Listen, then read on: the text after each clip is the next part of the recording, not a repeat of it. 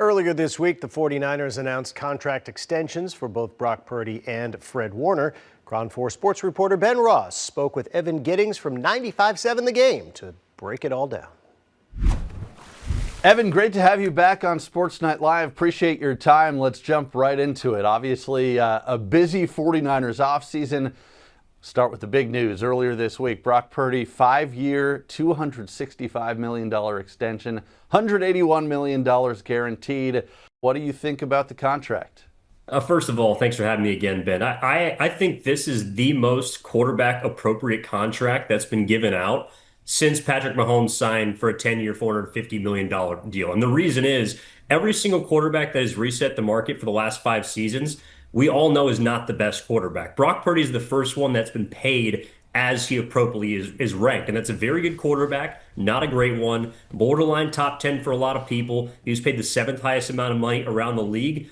I think top 8 as far as guarantees are concerned. The 49ers have their quarterback of the future, and that's what they've been looking forward to this entire time. So to me, this is a perfect deal for both sides where Brock Purdy gets the largest pay raise that I can remember, seems like in NFL history, and the 49ers have security at a position that has for a long time been a question mark. The other thing I want to ask you about this contract is just the fact they were able to get it done so early, right? The last couple of off seasons, we've seen some of these deals for the 49ers stretch into training camp.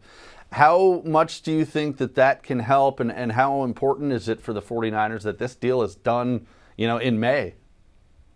It's monumental. And I think that this was the way it was trending the entire time, considering the timing of it. Brock Purdy was at voluntary workouts. The social media team had something ready to go immediately. The presser was all set up. It was a Friday news dump. Everything was coordinated by the 49ers as well as Brock Purdy's camp. That signaled to me that this has been in the works for months. And the fact that the Niners were able to get it done early compared to last offseason signals a movement away from me and towards we, which is what the Niners had been trying to get back to. But Nick Bosa took them for all he could. Brandon Ayuk got $30 million a year. Trent Williams even with the massive contract extension. This finally puts an end to the large albatrosses that the Niners have to hand out or have seemingly had to hand out just to remain competitive. So I think both from an on and off the field perspective, it's a massive win. I'll ask you about some of the other, moves this offseason for the 49ers because, Brock Purdy obviously not the only contract extension. George Kittle and Fred Warner, the other two big ones. I know they've lost some pieces,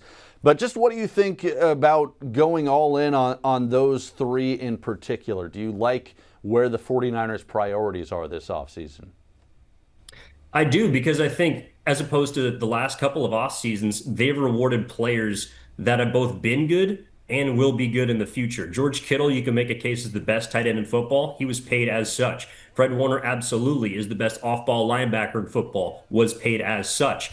And again, rewarding players not for what they've done before they had the capability to do. That's where the Niners had got themselves in a lot of trouble, and that's why they had to get rid of Charvarius Ward, Dre Greenlaw, Talanoa Hufanga, Deebo Samuel, a lot of Javon Hargrave, a lot of players that just were not making enough money commensurate to their productivity on the field. So the Niners, I think they made a lot of smart choices this offseason to strip themselves of some fat from last year's roster that did not help, and that led to a 6-11 season. You mentioned some of the pieces, especially on the defense, that they, unfortunately for the 49ers had to part ways with. At the same time, they went very defense heavy in the draft the first few rounds. What do you make of the defense right now with the pieces they've lost? Do you think this defense will be okay? Have they done enough to address those losses?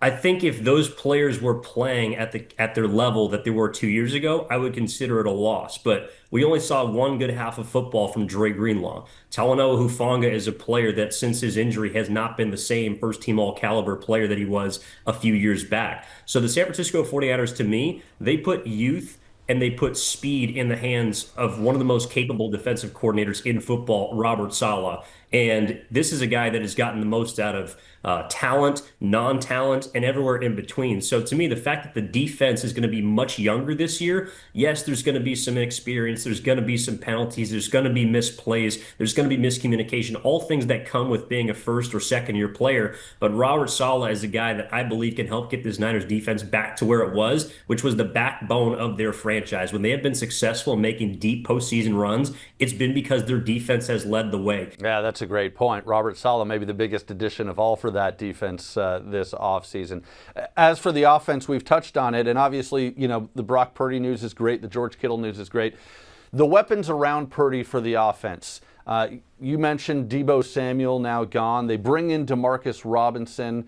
Obviously, they've still got guys like Juwan Jennings, Ricky Pearsall, Brandon Ayuk coming off the injury. Do you think they've done enough as far as surrounding Brock Purdy with weapons? I don't think they have. And the two biggest question marks, but also potential impact players that they have, I think are going to be the reason why this offense either does or doesn't. And that's their running back, Christian McCaffrey, who's at an age where running backs typically tend to decline and or get injured like he was last year. And the other guy's Trent Williams, because without him, that offensive line really doesn't have a lot of talent. So as much as I understand where people are wondering where the weapons are, to me, the Niners are a run-first offense. And that means your offensive line has to be good, and obviously your running back room has to be productive. And both of those positions are dependent on players that at this stage in their career typically tend to take a dip. So while all eyes are going to be on Brock Purdy and number 13 this season, I also think how those two players around him perform are going to make the likes of that receiver room look a lot better if they can stay healthy and, of course, produce on the field. Evan Giddings, great stuff as always, my man. Catch Evan on 95.7 The Game. Appreciate you coming on Sports Night Live. Anytime, Ben. Thank you so much.